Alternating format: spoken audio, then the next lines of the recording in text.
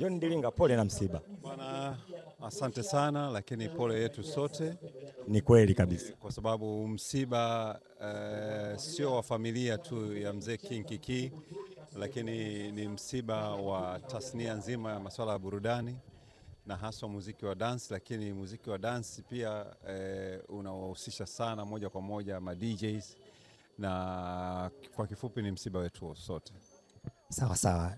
John Dilinga, wewe umezaliwa kwenye burudani na unaishi kwenye burudani mpaka unaelekea ndevu zinakuwa nyeupe kwenye burudani tu. Unamzungumziaje Kikumbi Mwanza Mpango kwa unavyomfahamu?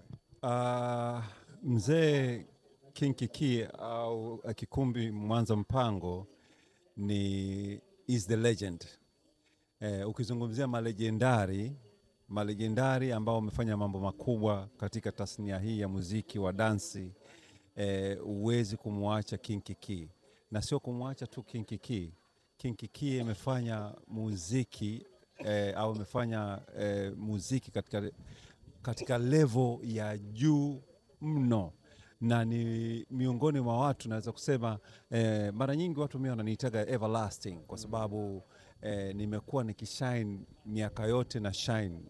Sasa ukizungumzia everlasting wa ukweli kabisa, King Kiki alikuwa ni everlasting kwa sababu tangu ameanza masuala ya muziki, King Kiki amekuwa ni symbol ya muziki, haswa muziki wa dance, kwa sababu watu wanajua nyimbo labda hizi kitambaa cheupe na nini, lakini King Kiki amekuwa na nyimbo nyingi wakati yuko na bendi kadhaa tofauti zamani, lakini nyimbo ambazo zina sauti yake ndani ni nyimbo ambazo zimefanya vizuri sana.